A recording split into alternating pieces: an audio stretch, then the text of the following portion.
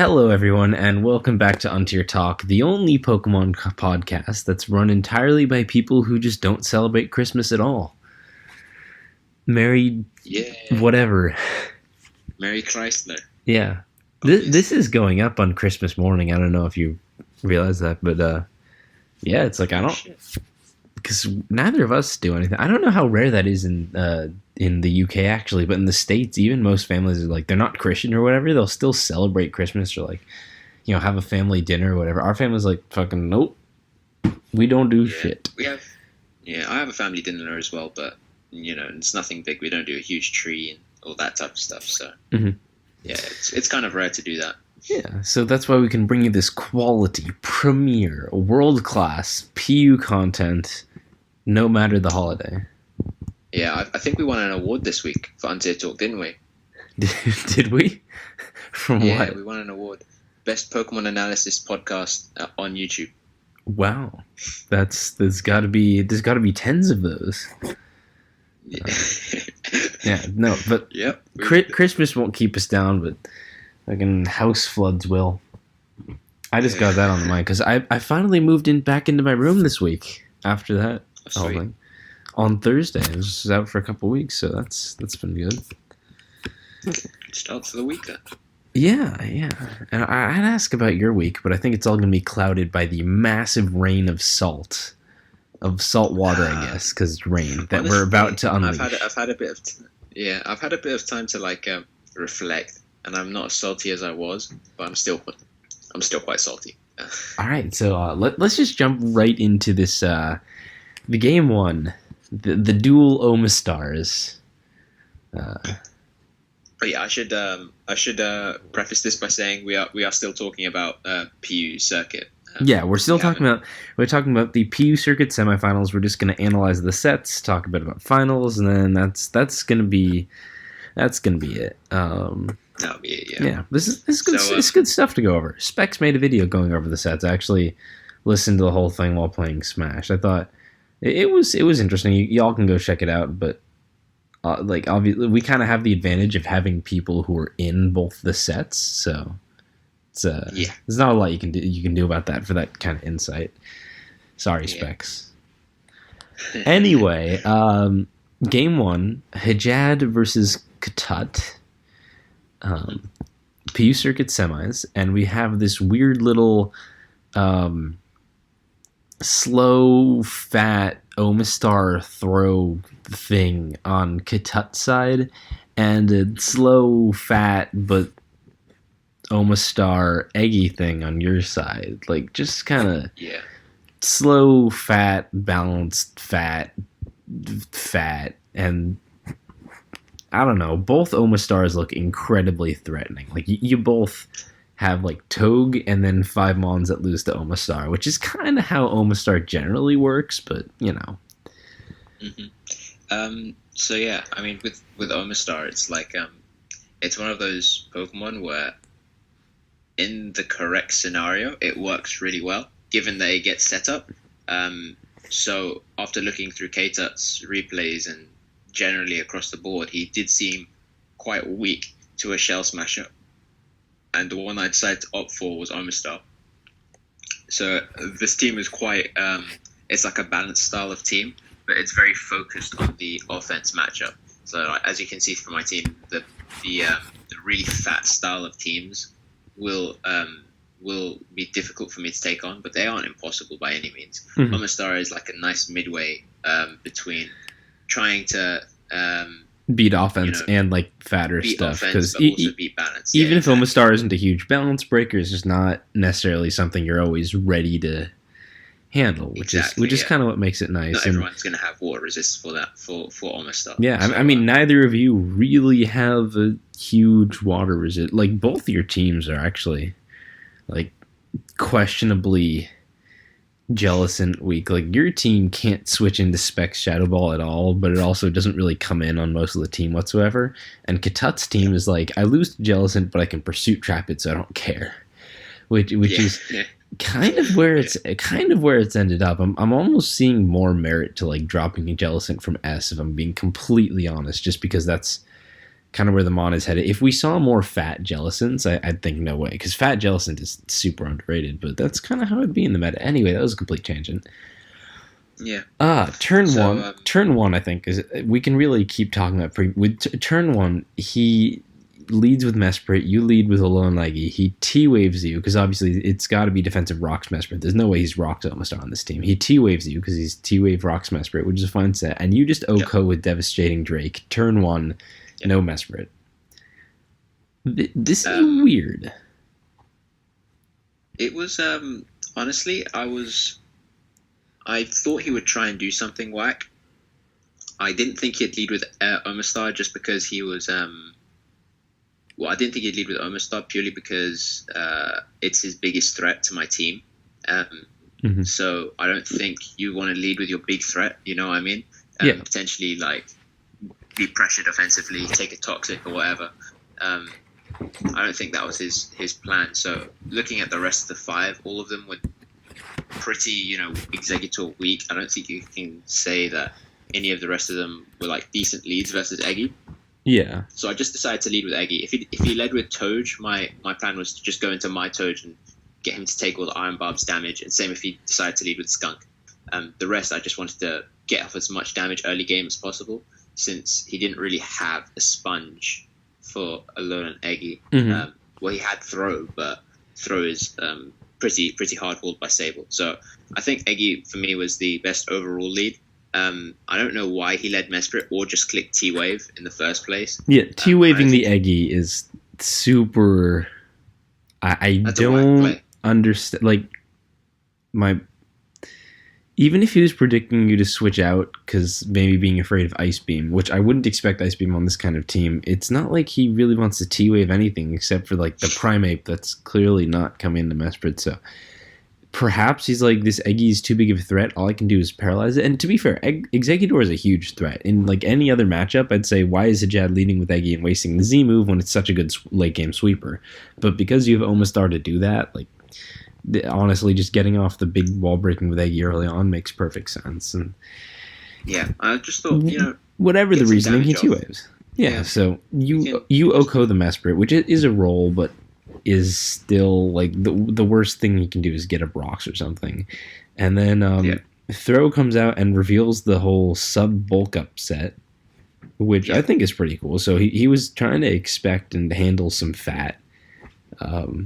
More on that later, expecting and handling fat. But because you're taunt Sableye, you're able to beat it, which I thought is pretty nice. Like, Throw not being able to break with sub bulk up kind of means that all Katut has for this matchup is Omastar. So now the game is like, essentially it's just lynched on, I said lynched again, fuck.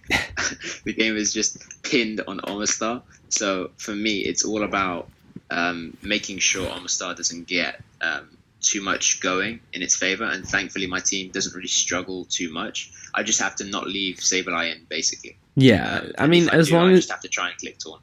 It's just a problem with Omastar setting up, but you can stop it from setting up. And Sableye, obviously, if you taunt it, maybe he'll kill it with Omastar, and then you're more Throw weak. But Throw is not such a huge threat that's unmanageable, especially since he doesn't have that... Since he doesn't have that healing wish user. I'm sorry, I thought you were... okay. I'm just getting talked over. This is why on turn 10 that I brought in Omastar and decided to Shell Smash relatively early compared to like when I could have started Shell Smashing, because I knew that his way of taking on Omastar at this point was the Throw or the Scarf Toj, and he's not going to Scarf. Oh wait, no, he isn't Scarf. Sorry. His way of dealing with the Omastar is going to be the Throw. So just in general here, I'm actually Lumberry Omastar. So even if he decided to Sludge Bomb and then poison me, and then like maybe he could have put me into Sucker Punch range, I wasn't scared of that at all. So so that's why I managed to Shell Smash, and I just wanted to get damage on the Throw, because then I don't need to be scared of leaving Sableye in on the Omastar just in case he wants to try and Shell Smash. That was the thought procedure right there. And Lum Omastar is a really interesting fat counter team. I like the set. Obviously, Omastar just has so many items they can run with. Obviously the Z moves, and then you got your White Herb and your Troubleberry and your Wakanberry. I think Lemon's pretty interesting. It definitely like could have come into play significantly this game if he ever statused it, but he just happened to not keep not statusing it. So yeah, Omastar Smash is really like you double into it on the Weezing clicking T spikes. You get the smash, you kill the Weezing, you kill the throw, you kill the skunk. No, you don't kill the skunk because you only ice beam instead of risking the Hydro, which is fair. You don't even have to risk that. Like at this point, as long as he's not smashing and just winning, you pretty much have the game. Like at this point, you preserve Omastar, and then you go out to Sandslash to spin and Toxic his Omastar, and none of it really is all that important because even though he can smash, he can't smash without getting Toxic and chipped. And his Omastar like gets the smash, but because you Toxic it, it's just not sweeping, and you can basically just clean up the game with Sableye. So yeah, there's a lot that could have been more interesting, but I think we can save like the more of the analysis because really what it boils down to is because he's not Lum Omastar or any tech like that. Actually, Lum Omastar could have been really good for him in this game. Like if he was Lum, I mean, thank God it's a rare thing. Yeah, if he thought to use your tech, he might have won, I guess. But Katut just didn't really like. He didn't have the means to wall your breakers, and he didn't have effective means to break your team. His team was basically all or nothing on Omastar and throw breaking, and it's like, well, you didn't necessarily specifically intend to prep for either. You both were still like naturally handled by, oh, I've got blanket check Sableye. Oh, Omastar just can't set up. Which is kind of like where you want to be with blanket checks in PU, but they're not always this reliable. That's kind of the folly of blanket checks. But in this game, I think that they showed up that this can really work. Yeah, for sure. Like this is basically how the meta is at the moment with blanket checks plus threats. And I just happen to have more threats than Katut, so I won. That's basically it. Mm-hmm. Okay, so I guess that just puts us into game 2, the fantabulous quadruple ice team. Yeah. Okay. Versus your own. I can feel the salt building up. Well, I mean, you suggested that I use quadruple ice versus Yuri. Let it be known. Let that be a public fact on the Untier Talk record that you tried to give me a quad ice team after you had lost to quad ice. Specifically, after you had lost to quad ice. So. Oh, no, that was nothing to do with quad ice. That team is like full on hail. Like if you imagine. You know how that you have in OU, you have rain dedicated teams. In PU, we have hail dedicated teams. Okay, it was hail dedicated, but it's still quad ice. And it is really weird that Katut has 4 ice, but it's not hail dedicated. There's the little slash Obama Snow, but there's no Bear Tick. There's no Aurorus or anything. And I also find it hilarious that you guys bring like every relevant ice type except for Aurorus. And no, Jinx is not relevant, so shut up. Yeah. That is, Aurorus, the in theory. Oh no, it's not even the in theory best because I think Frostlass is just genuinely better than Aurorus. And it might Aurorus is same rank as Sandslash too. So yeah, never mind on that. It's not even. Yeah. Anyway, so, Katut brings quad ice, a weird fat quad ice balance. It's not even that offensive. And you kind of bring your classic, I have fat Mons and offensive Mons, and it's slightly slow, but it has lots of threats, and it has a Sableye to blanket check. Like, really, really typical Hajad stuff. So, it's kind of clear, like, Katut called out the C team. It's really just as strong as, like, when he brought his quad grass. Was it quad grass? I don't remember. Like, when he brought that sun. Triple grass, wasn't it? Yeah, it was like triple grass sun versus Pepe. This, to me, is pretty much the same situation.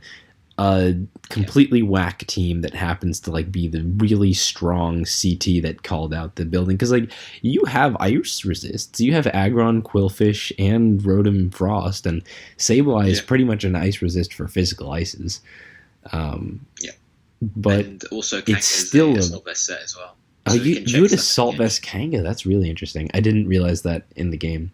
It was just offensive Assault Vest. So instead of Silk Scarf, I just slapped Assault Vest on because I needed some Simi-Seer. That is the most Hajad thing I've ever heard. But that's fair. Like, your team doesn't like those special breakers. That to me makes your team look a little weak. But I guess it's hard for teams to be able to handle like Spikes plus Rotom is pretty strong. Because I wasn't really expecting him to be. I I wasn't really expecting him to bring like fat. Like this is fat basically, so I wasn't expecting that. I was Yeah, thinking but if it's so weird I because do it's play not just fat, fat; it's ice fat. But it's like a defensive core of AV Crab, Fizdef Clef, and Mudsdale, and we'll get Fizdef Clef is just so because you don't know at preview. You think at preview, okay, this team is yeah, very Alola and Eggy weak, so obviously he's going to be Spadef Clef, and that plus Ice Shard Abomasnow, he's pretty much fine against it. But then in the game, it turned out to be Spadef Clef and or Fizdef Clef instead of Spadef Clef, which is like, dude, do you want to just lose to Eggy? I don't get it, but yeah. I can't even I think at because, this like I point said, this was just like the yeah, perfect, a really strong counter team. Like literally, the game as I see it, he gets up rocks. He makes you defog with Rotom. He gets his crab in. He does some damage. He gets his Frostlass in. He goes for spikes. And nothing he does is really exceptional. Like the game is basically just you guys kind of trade hits. You trade hazards. oh yeah, But eventually, like, excuse me, I gotta sneeze, so you can take over because I really have to sneeze. yeah. I mean, there's a point in the game where it's just sort of like we're trading hits and I'm losing the hits, and then he makes a crazy play out of nowhere. So like as I go into Kangaskhan, I double edge the Clef on turn 8. Realize it's Fizdef, and I'm like, oh shit, it's Fizdef. So I go out into Aggron to pressure the Clef. He wants to switch out, but instead of switching out into Mudsdale, which I was expecting, he actually goes hard Abomasnow, which is one of the wackest plays I've ever seen in my entire life. Because if I clicked head smash there, which was an entire like possibility in itself, You double edge because you had Kangaskhan in. It was Kangaskhan versus Cliff. Oh no, I'm sorry. It was Aggron versus Clefairy, and he has a Mudsdale that can in theory switch into the Aggron. And instead of going into that Mudsdale, he predicts Stealth Rock or just fodders, but I think predicts Stealth Rock, goes hard into Abomasnow on the Aggron clicking Stealth Rock. Which was a huge momentum giver because it forced you to fodder Kangaskhan, so Kangaskhan dies to Focus Blast, and then you go Quillfish, try to Destiny Bond the Abomasnow, but Abomasnow can't kill Quillfish, and Quillfish lives the hit, doesn't get the Destiny Bond off, but then dies to Hail, and that's 2 mons just gone like quick, and that was what I was going to get to before I sneezed, is like, it's basically just trade hits until all of a sudden he makes one play, and it's like, you can only keep up with this team for so long because you're not breaking and he is, and it literally took one play to just kind of demolish your team. Yeah, honestly, it kind of scares me because you saw how much work it just did right there.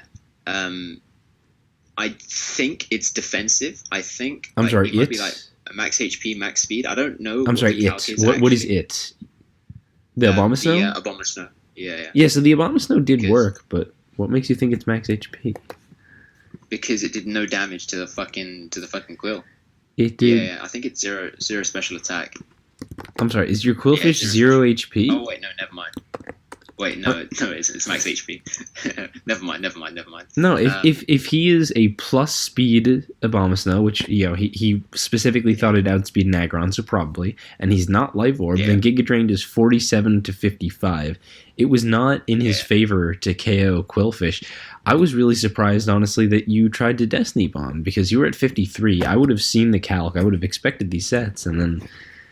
Like, I don't know. This did not make sense to me because to me, your win con needs to be spikes. It doesn't wear down Clef, but it's going to like chip everything else, specifically, especially like Mudsdale and Crab. And then maybe, just maybe with spikes, because you know that he's Fizdef Clef, maybe Eggy can pull out something or Rotom can pull out something. That to me is what would have been the win con.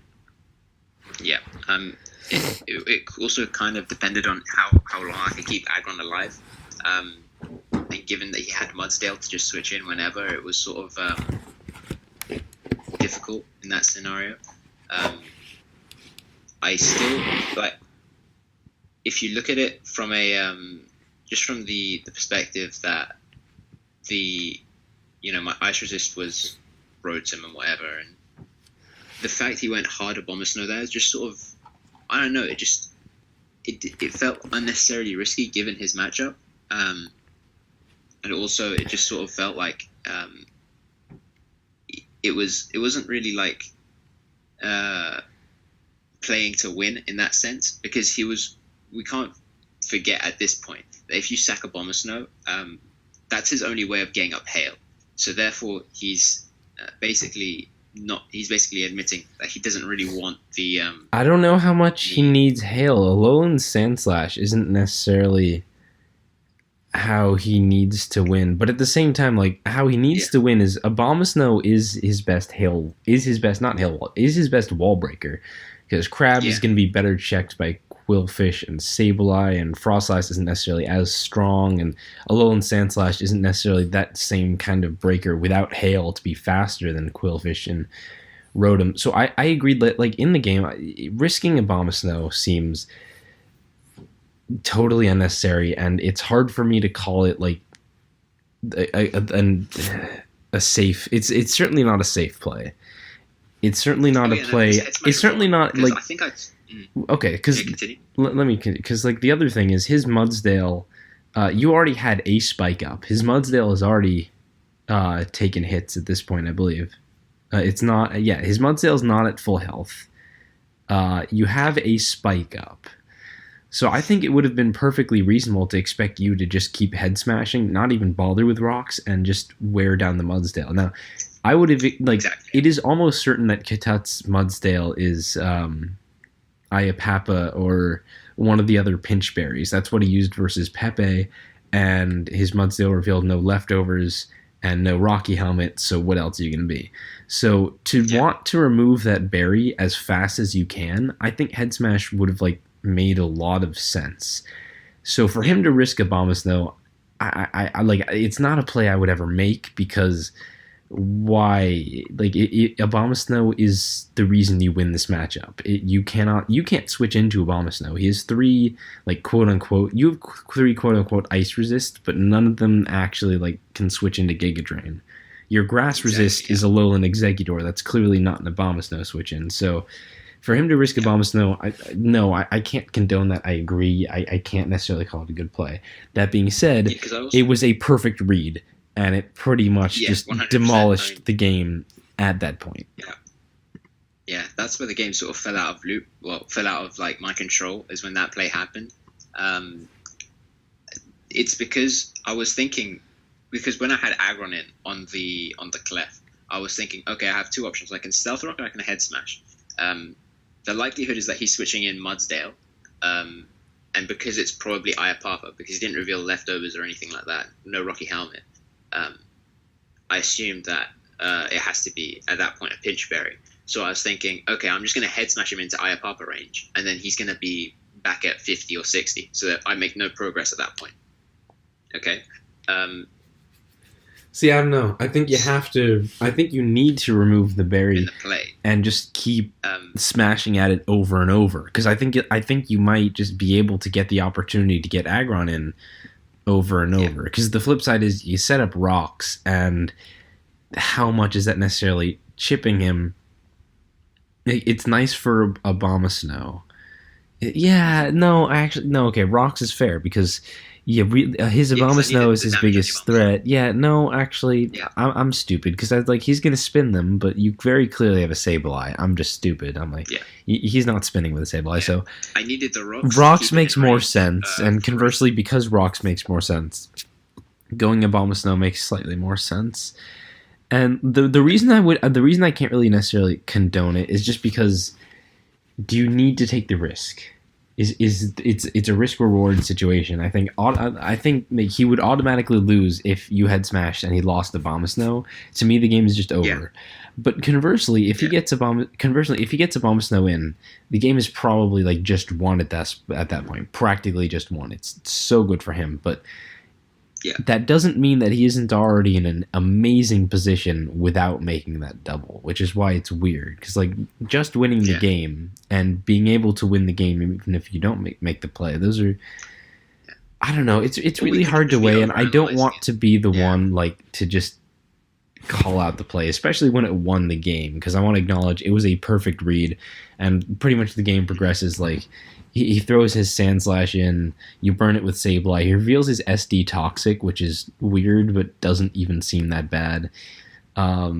He chips the Aggron, he gets his Crab in, he kills the aggron. Like he basically just waits, chips your things, kills things, and there's nothing really. Yeah.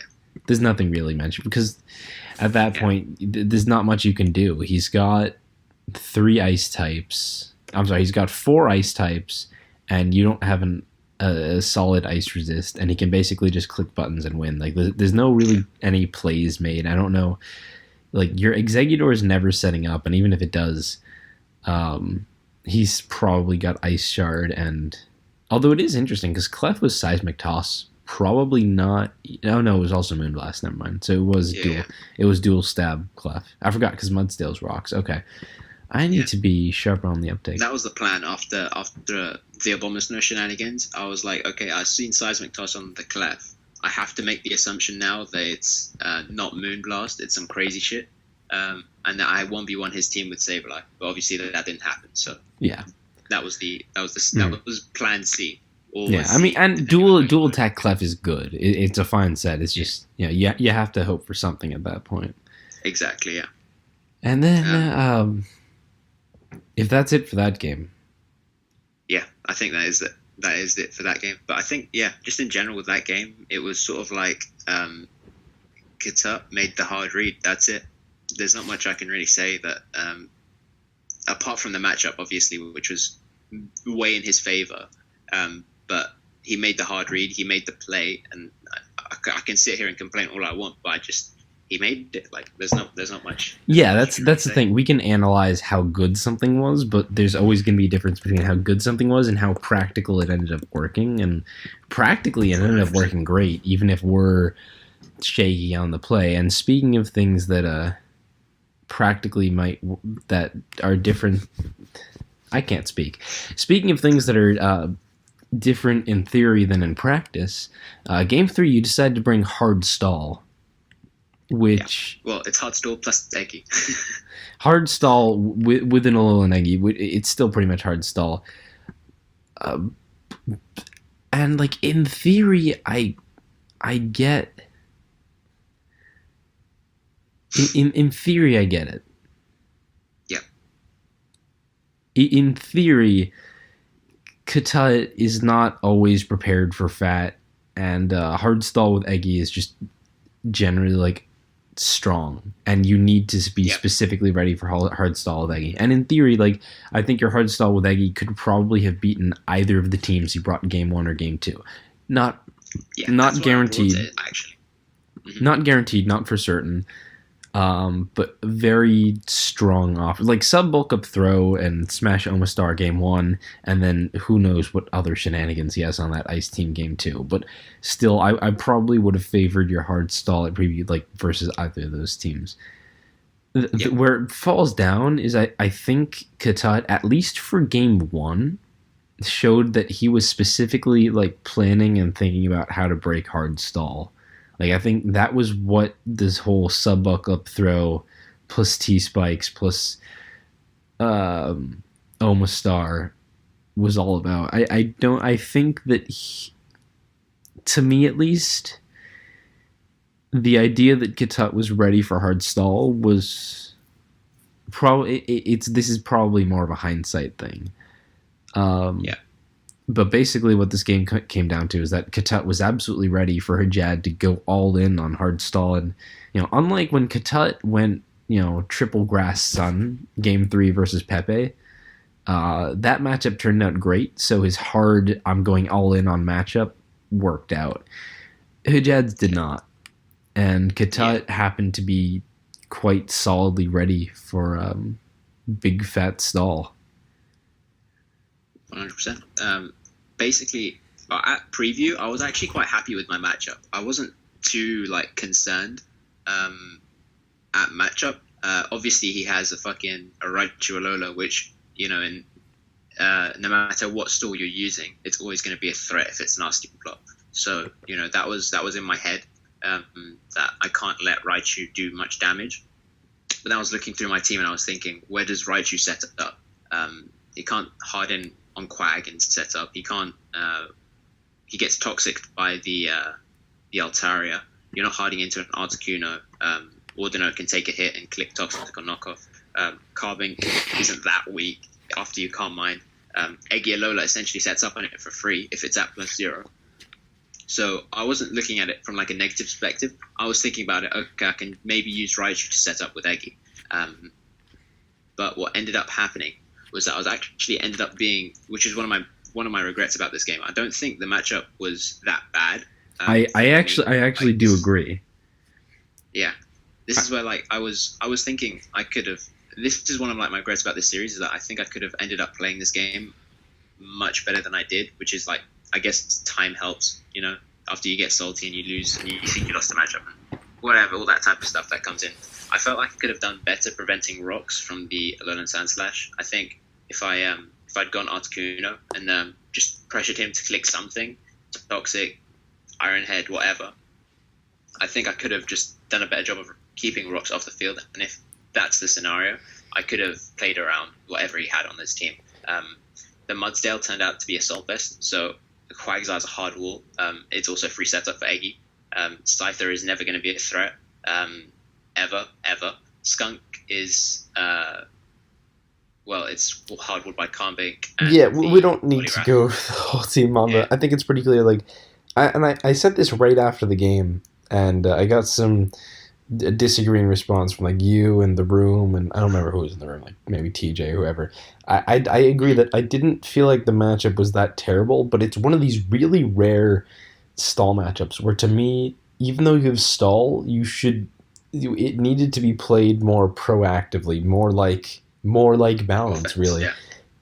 Like most of the time, stall, if you hit that matchup, then you're quite content to make the basic, boring, easy play, and you never really need to pull doubles or do anything. You can just switch into your wall, make a defog, occasionally stop them from trying to pull off some crazy plan, but there's not a ton you have to do with stall if you get the right matchup. In this case, I think stall need to be played like hard and fast, and to make sure that he's not getting those setup opportunities. His rocker is not having a fun time. He's not being able to like pursuit trap what he wants.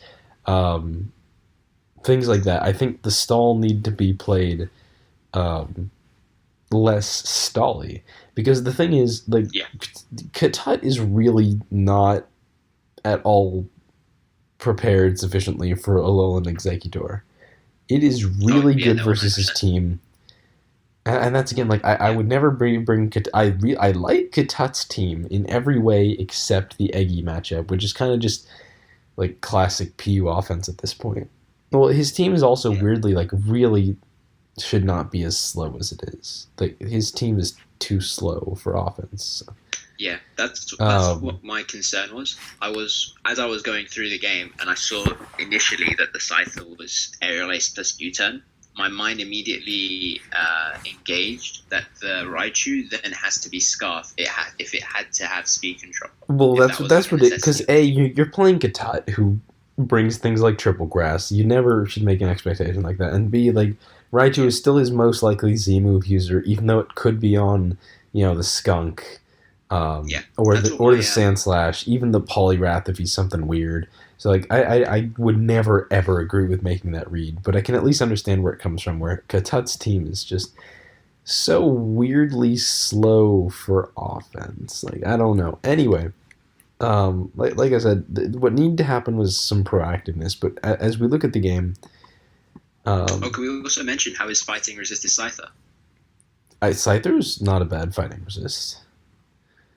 Well, for Primeape at least, or Gerda, thinking about it like that. Yeah, okay. I like Stone Edge, Hitmonchan aside. There are definitely like notable weaknesses to Katut's team, but he has consistently shown that he will bring teams with notable weaknesses because he is prepared to just go all in on like calling out people's matchups, calling out people's weaknesses, and ultimately it has been successful so far. Anyway, we get into the game. I guess let's go on to the game. So basically, in the early turn, like, Katut throws out attacks, and you switch in walls, and he just keeps like doubling around, and eventually gets a Stealth Rock like really early. Like turn 5, he forces in the Carbink, and he gets up Stealth Rock, and you can't automatically defog, which is really annoying for this stall. The stall really doesn't want rocks.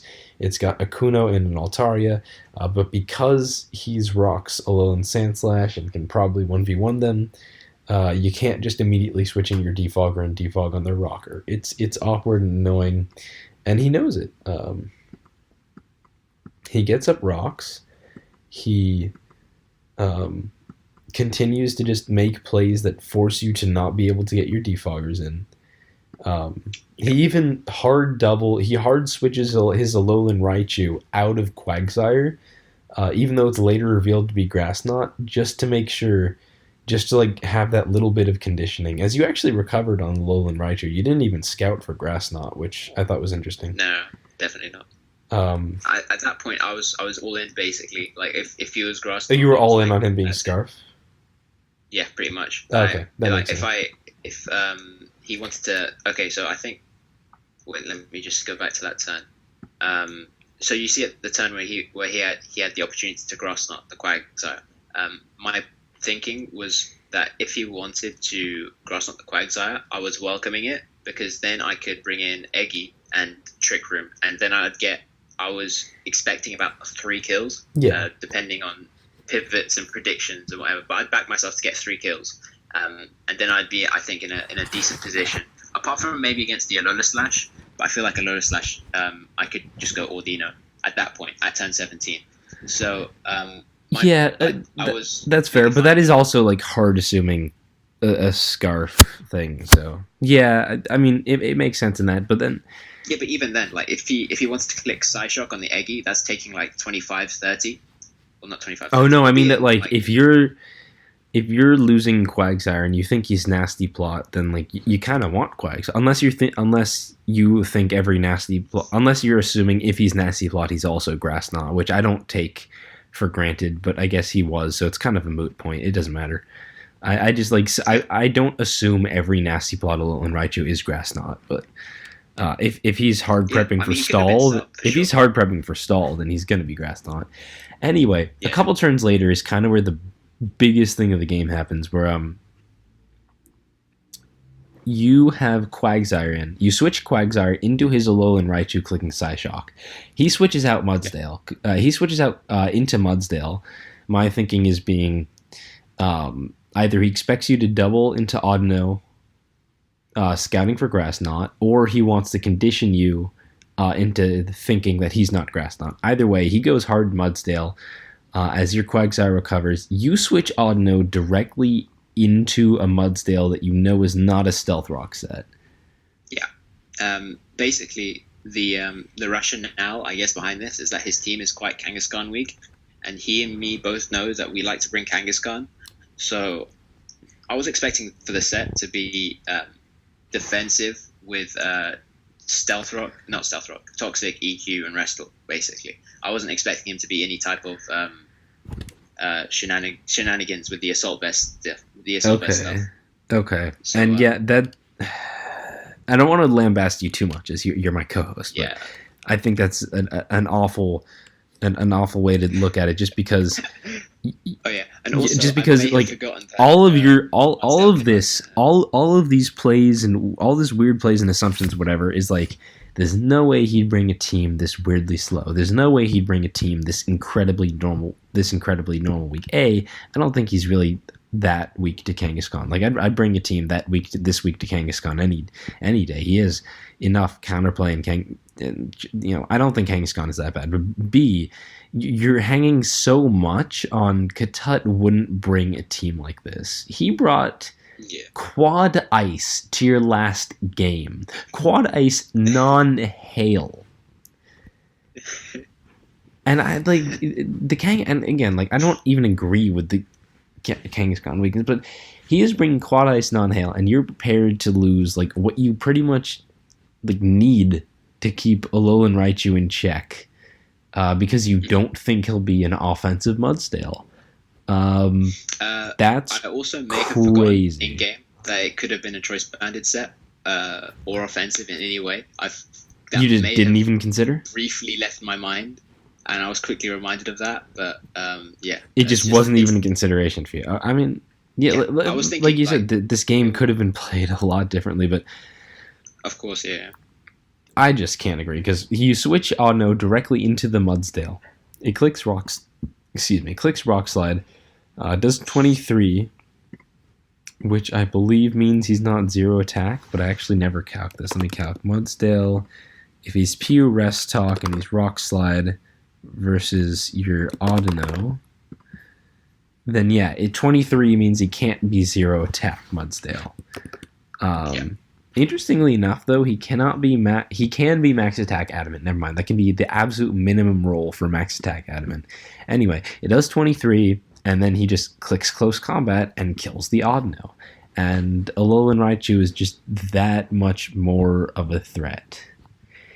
And that's all there's to it. Like, Altaria is a free switch into this. Quagsire can come in even though it's toxic and the Mudsdale's assault vest. Alolan Executor even, although you don't want that getting chipped into Skunk Sucker range. But Audino goes down, and to me that's just not that you're not out of the game yet, but that's just so huge.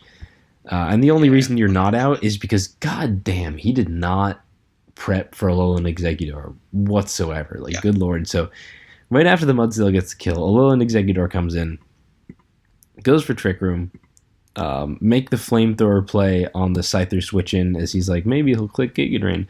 No, so Flamethrower, he goes Scyther, it dies, he goes Skuntank, doubles back into Mudsdale on the Z Draco, and only takes 72, which I believe reveals the Assault Vest. Oh no, he had already been frisked, but that calc would have confirmed it. So yeah, he sacks Scyther, he sacks Mudsdale, and he sacks Skunk to get off a Sucker. So Executor gets 3 kills, which is as you expected. But the problem is that it's now at 22%, because it had to switch into Rocks, take the Mudsdale close combat, take the Skunk Sucker. This Executor is practically dead. And this is the other thing where, like, you kind of have to balance. Executor is pretty much the only thing on your team that is actually going to get kills. But if you get kills with it, it's going to be too weakened. If it's too weakened, that's your other big Alolan Raichu check out of the way. And I'm not necessarily saying that, like, you couldn't win if you tried to do the breaking with Eggy early. Because at this point, like, a Tut has to win with Alolan Raichu. I don't think Sandslash is soloing your team, and Poliwrath certainly isn't. So you forced him to win with Alolan Raichu, but at the same time, you forced him to do it with Eggy no longer stopping Alolan Raichu, which you kind of needed to beat it. And literally all he does is go Raichu, he kills Eggy with Psyshock, he kills Quag with Grass Knot, and you go Carbink. And it just nasty plots on Carbink twice, and then proceeds to kill the rest of your team and win the game. Yep. Because your Wall Breaker had to die to Wall Break, and your Wall Breaker was the way this didn't sweep. Yeah, pretty much. I will say that I'm not immune to any, like, I may be salty after the game, but I think that I just didn't play this game well. Like, I'll put my hands up and just say that, people get off games, people play badly sometimes, and I definitely think that this game could have been played much differently. I think my main, like everyone was saying, oh, you shouldn't have pivoted around with the Mudsdale and stuff, and yeah, that was a mistake. But I think the thing that lost me this game was honestly not using Articuno more to deter the defog off of the Sandslash. I think that's where the game was heading, and that's I don't follow, because Kuno can't touch Sandslash. It's Frost Breath, Toxic, Roost, Heal Bell. So how are you defogging and deterring? I don't know, he's probably Toxic or Ironhead or something. If he's Toxic, I can Heal Bell stall him, and if the only way that he would pressure. You're right. You can stall that out. So you think your play is literally like bring in Kuno and just try to 1v1 the Sandslash? Yeah, essentially, until he decides to switch out. And if he's Ironhead, well, congratulations, that's a great team. Like, what can I do versus that? And I guess with that, Kuno is potentially giving Raichu like a nasty plot, but as long as you still have the full health Eggy, then that's also I can see where that would have made a lot more sense. Like, and I said you had to play more offensively. That is the most offensive way to play this. Yeah, I mean, at the end of the day, if he turned out to be Ironhead, Sandslash Alola, he'd have to be Iron Head plus Icicle Crash to prevent Eggialolo from straight setting up on it, and that's not happening. So it has to be Icicle Crash. He probably is Earthquake in that final slot, and plus Rapid Spin Stealth, plus Rapid Spin plus Stealth Rope. So oh yeah, he needs to be Rapid Spin, so he's probably not. He's probably not Iron Head, is what I'm thinking. Yeah, exactly. If you're Rapid Spin, you're probably not fitting Iron Head, unless like he's A, not touching steals, or B, not removing for Scyther whatsoever, which would just be, even for Katut, pretty wild. Yeah, no, that would be suicidal at that point. But yeah, that's what I should have done. I think that type of decision was essentially the difference in this game. Like I don't think fundamentally I made too many horrible plays, apart from the needless pivoting around the Mudsdale and the getting on the no needless killed. pivoting around the Poliwrath and the Scyther getting U-turns and shit, and the Raichu winning at the end of the game, and Stuntank, getting the sucker into the Eggialolo range. There were quite a few mistakes. Not horrible plays, but like very safe, small plays that weren't enough to keep Raichu out. And then like the sacking of the Oddno just made it that much more clear that Raichu could just do whatever it wanted. And like if Oddno hadn't gotten sacked, I don't think Raichu would have even been coming in. And there's even another out, which is that like if you hadn't gone Quag and just gotten KO'd by Grass Knot, if you'd been able to go Altaria and Toxic him, then obviously that's a huge problem for Raichu. I don't believe he kills you unless he drops the Stoked Spark Surfer, right? Altaria. I didn't calculate. No, he does. I do think he does. I didn't calculate, and this is just a thought I'm having. No, okay. Oh no, this is Spadef. Oh no. Okay. Yeah, your no, okay. T-Bolt does 32 to 38, so he would have to drop the Spark Surfer to kill Altaria, and at that point he doesn't have Spark Surfer for Carbink. So I think if you'd sacked Altaria first, not like then gone Carbink, then maybe you can hope for like Spadef drops, or then like I think you might only need one Spadef drop to 1v1 him, question mark. I got a Spatak drop, I think. Or like, yeah, or not Spadef, sorry, Spatak. And you also need like good Moonblast rolls to kill it in time. But the point is that like maybe that would have been the option, because if Carbink is able to 1v1 the Raichu now that it's used up its Z move, then Quagsire plus Articuno can probably win the rest of the game. Exactly, yeah. That's what. So that also would have been like the other way to try to play. It still would have relied on Carbink 1v1ing the Raichu, but that's not completely out of the question if it's toxic, then yeah, why not? Your Carbink is toxic? No, as in the Raichu. I wouldn't hard Carbink. Oh no, I'm assuming it's not toxic because it dropped the Spark Surfer to kill Altaria. I'm saying you instead of sacking Quag, you go Altaria. He has the Spark Surfer to kill. You can go Carbink, and then maybe if you like Calm Mind, and then on his Nasty Plot, and then you Moonblast and get his special attack drop.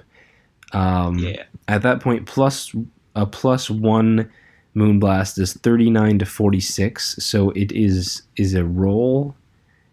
It is a roll to 2-hit KO him. But if you shoot for that roll, then you're like golden. His T-bolts are only doing so much. Like that is also another way that even at this point in the game, maybe it could have been salvaged. That it's still because the other thing is, what if he doesn't try to 1v1 Carbink with Alolan? What if he just kills you with Spark Surfer and then you go Carbink and he just goes hard out to Sand Slash or whatever? It's not certain, but I don't know. There are like a lot of things that maybe could have happened here. But we've already spent 50 minutes on this set, so at some point, I don't think Game 3 was played as well as it could have been. I think it's a shame because like it almost feels similar to how Teddy ended up going out to you, where it's like at the end of it, a lot of what we had to say boils down to, this should not have been played this way. Yeah, I mean, at this point, I'm man enough to admit that shit. I just played that really badly, but I think you have to credit Keita in his approach. His all or nothing, I guess. approach to he team went building. all So in I on think, he went all in on matchup, which is so as in you can't sit here and be salty like, oh look, he went all in on matchup. no, I'm not. I exactly. don't mean that as a disrespectful thing. It's just like a really strong, risky approach that so far has pulled off wins versus Pepe and yourself. I mean, Exactly. and it is also me looking at someone else doing something different from mine, because pivoting into my circuit set, because dude, we gotta move on.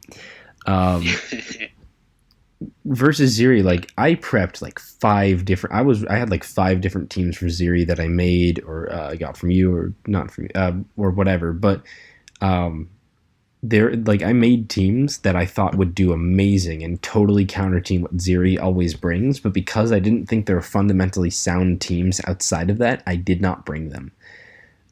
Which is good because Ziri totally mixed up his playstyle for these 2 games, brought stuff that is way different than what he normally brings. And I think on this podcast, I've generally been pretty harsh on them just because they really have kind of just brought the same exact stuff and had other players lose at them. I've said that before. I think I've been pretty harsh on them. And I think this series, even though I 2-0'd him pretty strongly, still almost made me respect him more for like the ability to mix it up, bring new interesting things, and like actually I think this is the first time I've legitimately seen Ziri bring anything new or different. That being said, this series was like a complete wash.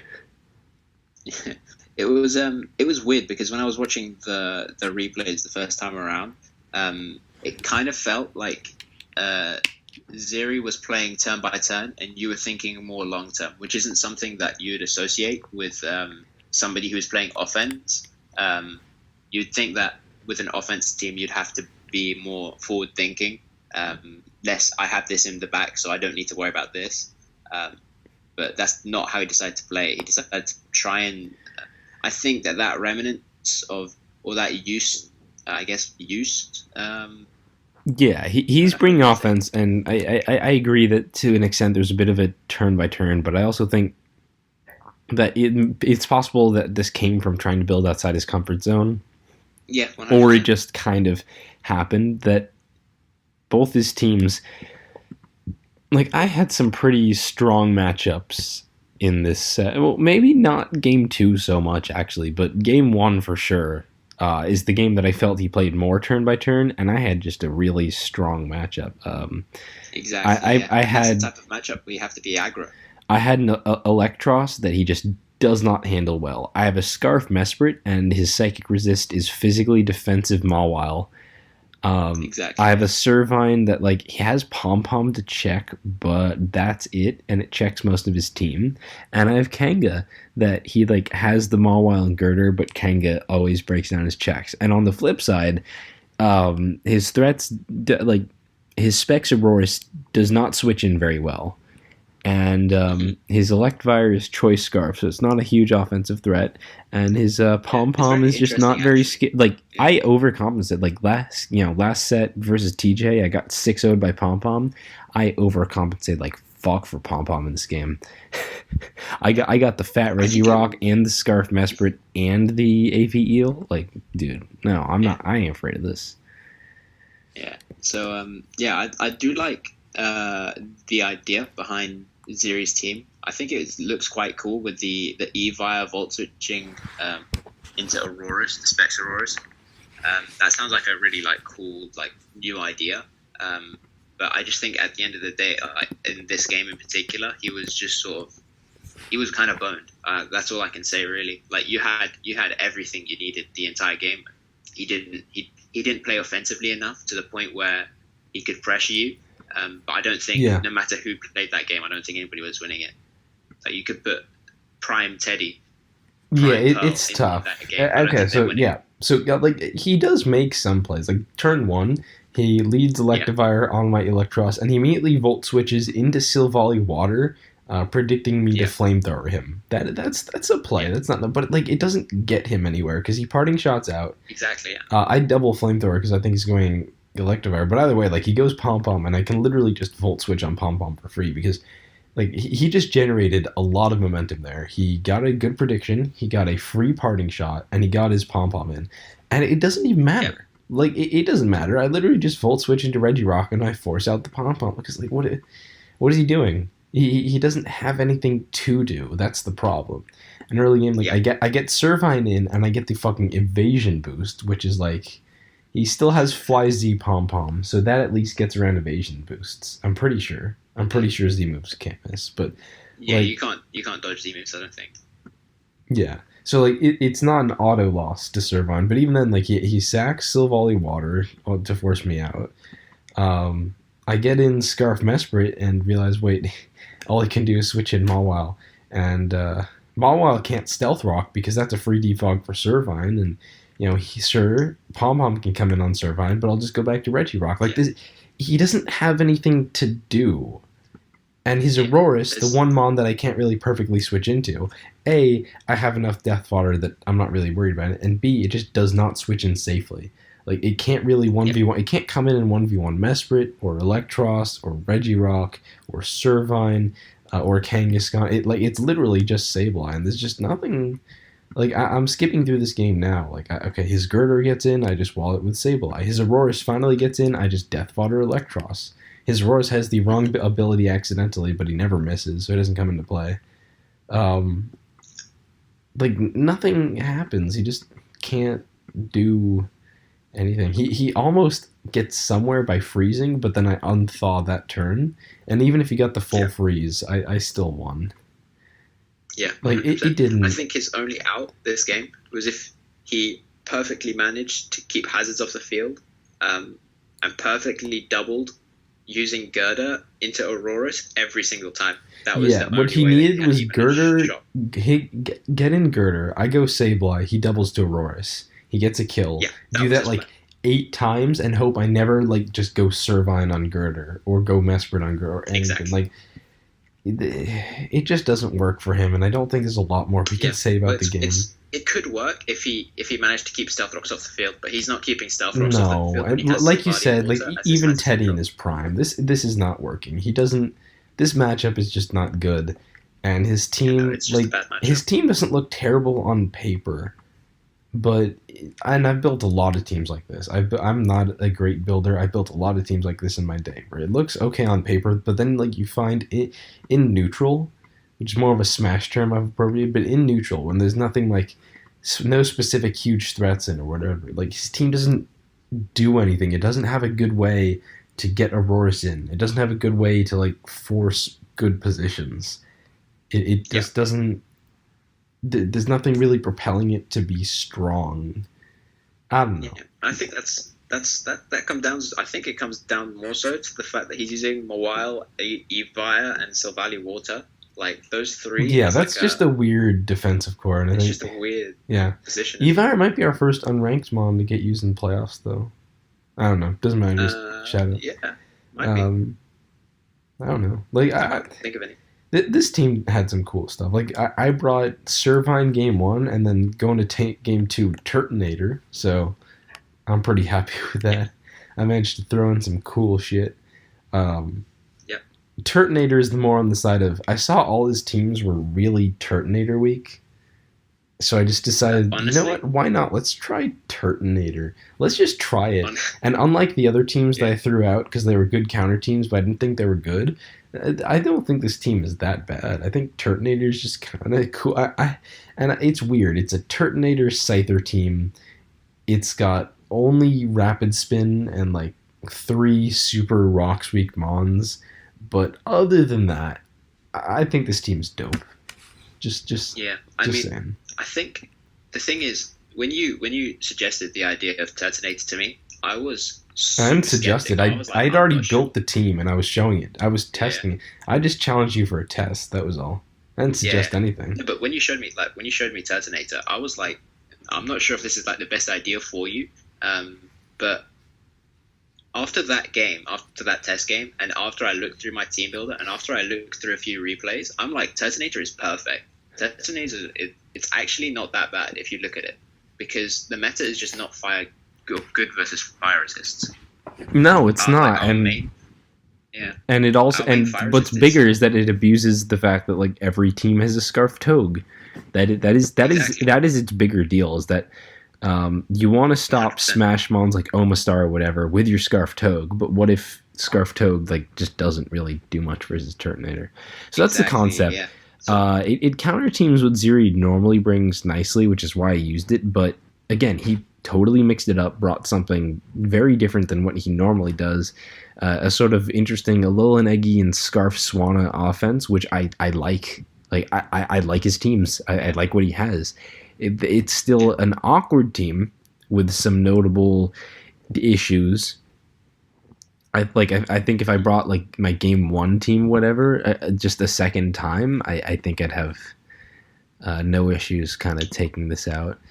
yeah, I mean, But I it's think- still a much cooler team that shows just a different kind of style, and his matchup is not terrible. He has AV Lantern, which is pretty much your best thing for Turtonator, and also Scarf Swanna, a different Scarfer that outspeeds Turtonator. And Scarf Swanna is a genuine threat to my team. Like, I'm using Scarf Toad, so Scarf Swanna outspeeds my entire team, does massive damage to practically all of it. Scyther is a bit of an actual threat this game, but definitely checkable. Frostlass, a bit of an offensive threat, definitely checkable. Turtonator, a bit of an offensive threat, definitely checkable. Like, my whole team is like, he has decent ways to stop it. I don't think it's anywhere near as problematic of a matchup as last time. The problem, I think, is definitely a bit more in like the whole turn by turn playing.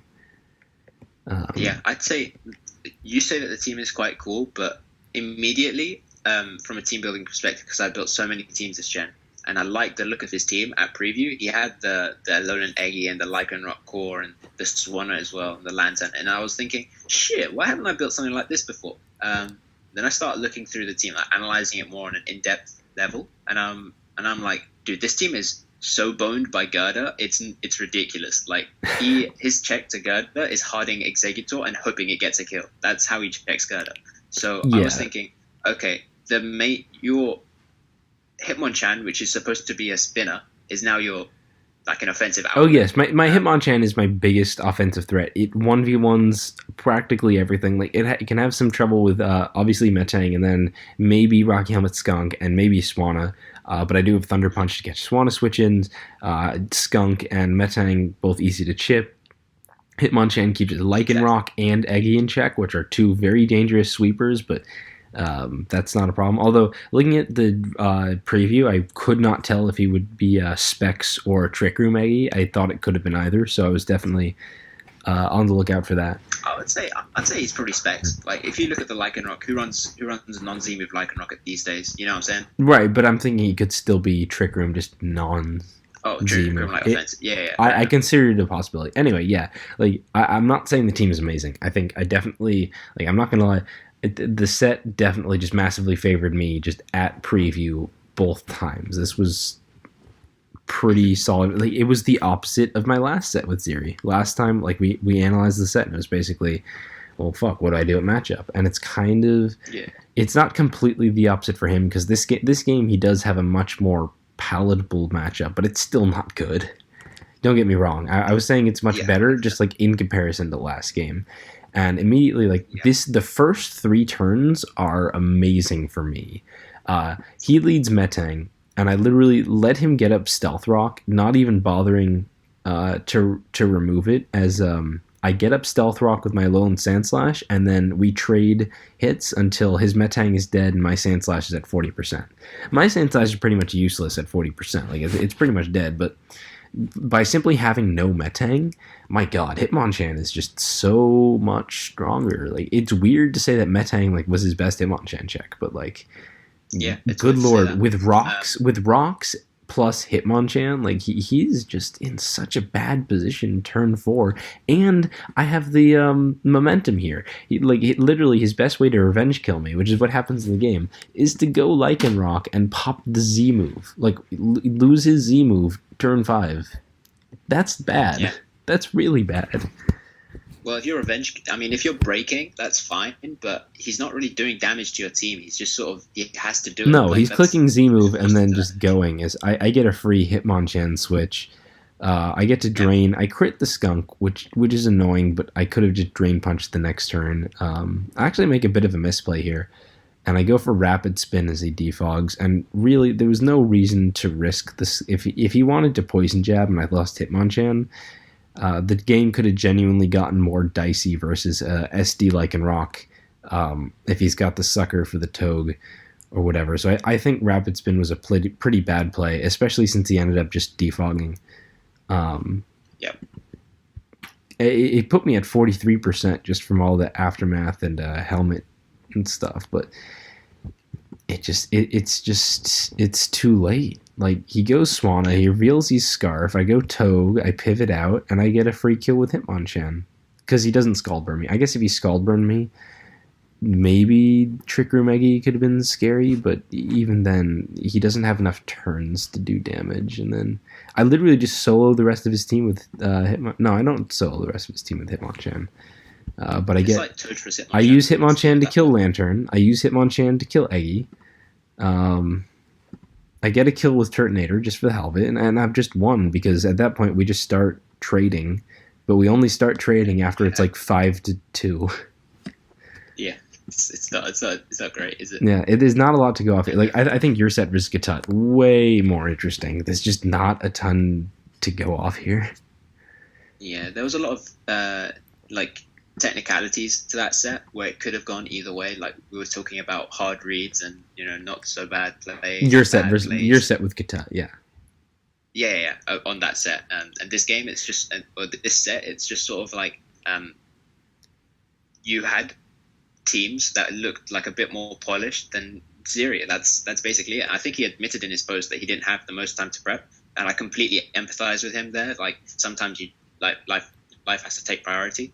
You can't prepare 7 hours a day or whatever to play a Pokemon game. So yeah, no, I understand. I think it's really unfortunate that it had to happen in playoffs. Obviously, I'd like more for PU because this set is not the best, but we're still going to go over it, and yeah.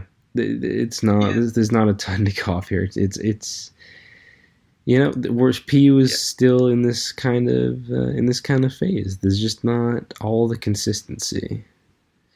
Yeah, I also feel like now that we have you and Keita in finals, it's going to be who's the king of jank offense is the winner takes all. Yes. Okay. So I know this has been super long already, but we should talk a little bit about the matchup. There's the fact that we're both just like big jank offense users. We bring some of the jankiest offense. I mean, just look at the last Tuesday. He brought Quad Ice. Well, that was a bit more balanced. I brought Turtonator and Swanna. Like, this is kind of what we do. There's also the way to read it as like, I know people are going to instantly read it as the long-standing PU tier leader who's not super popular, but versus like the cool new hip French dude who's been winning all the tours and showing those guys up with weird teams. So I don't think that's like a crazy unfair way to read it. I don't think that is... I wouldn't agree with that reading. Like, I just fucking brought Servine. What more do you want from me? But yeah, I think that... Servine is legit. I think that's definitely a way people are going to read. Okay, yeah. Turtonator is actually much less legit than Servine.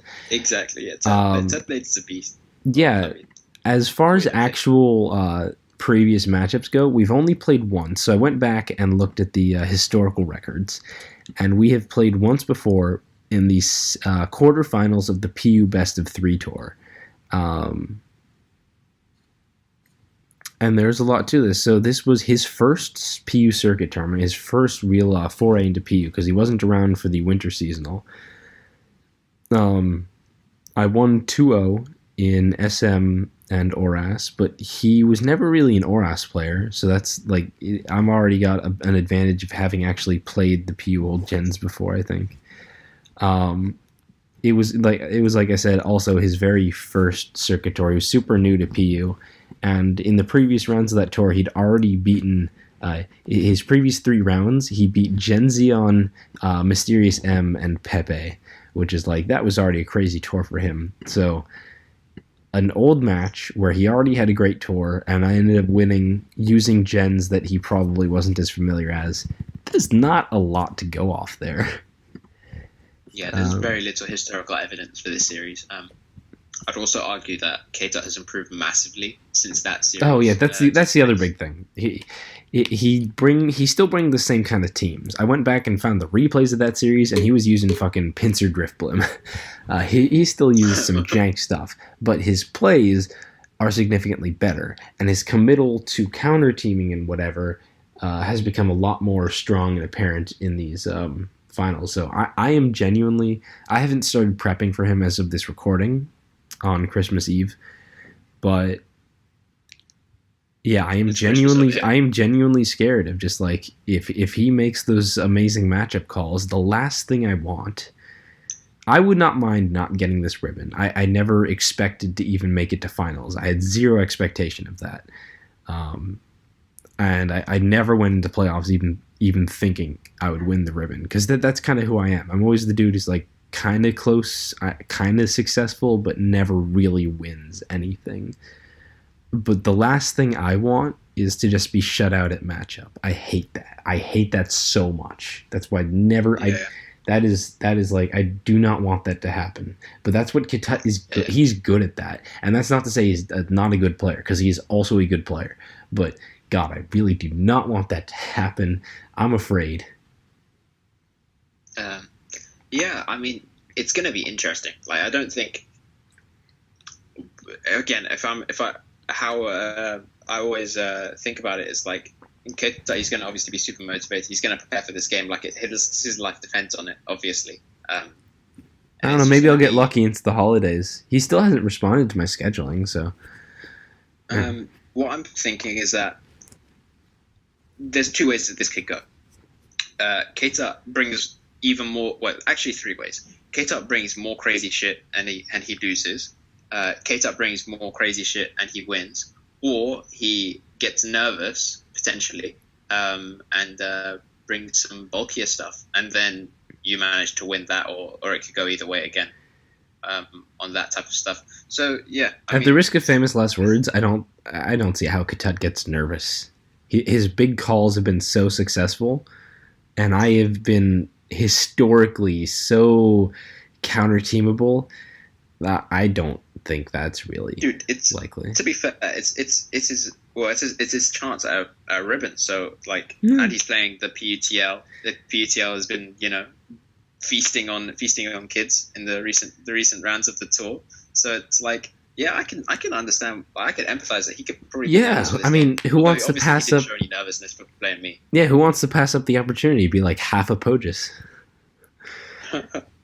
Yeah, dude, Pogus is insane. I have no idea how he's doing what he's doing. Mm-hmm. Well, to be fair, he double froze Ivagero. Never forget. Oh, yeah. Never forget. He's also in Little Cup circuit winners semis of their circuit tour. He might have triple ribbon, dude. Anyway, dude, triple. I just wanted to throw in the half. I just wanted to make the half a Pogus joke somewhere in the podcast. So, oh my God, it's already been an hour 12. Do you have a gimmick corner? Because it needs to be like 2 minutes.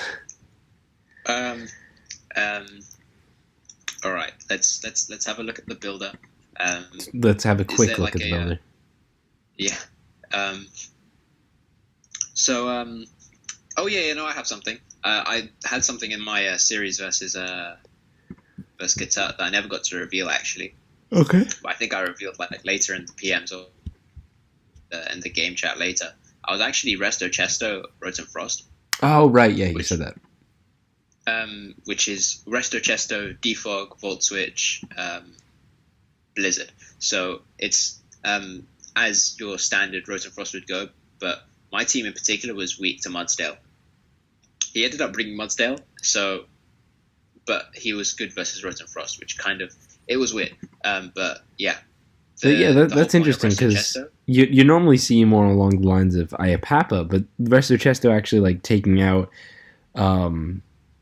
not being as worried about like just your toxic EQ rocks protect. That is interesting, because Iapapa will get chipped by needing to come into toxic Mudsdale a lot. Yeah. Also consider the matchups versus Quillfish and Frostlass. If you have Resto Chesto, you get more longevity out of Quillfish and Frostlass matchup, because at the end of the day, you're only getting 50% at most out of Pinchberry. whereas you can Resto Chesto whenever you want. It's always there. It's a one-time back up to full. So, and also Quillfish and Frostlass, they chip at Rotom Frost slowly, along with Stealth Rocks. So this kind of mitigates that completely. I actually think it's quite a cool tech to run on just like balanced teams that might need a bit of extra hazard control, because it provides a good offensive outlet. So if you want to Volt Switch on something and get in a big breaker or whatever, your Stoutlands and your whatever, it makes good sense. It also, it naturally has a good matchup versus ground types, since, PU, Bolt Beam coverage, essentially. So, yeah, PU doesn't really have Bolt Beam resist, so I think it's pretty cool. It's like a pretty cool mon in general, and Resto Chesto allows it to last longer. That's basically it. Yeah, I can see it. Anyway, this has been an hour and 15 minutes on Christmas Day, so I'm sure this video will be getting all the views, all the listens. But if you did listen, feel free to drop a comment, give us stuff to talk about, leave your support.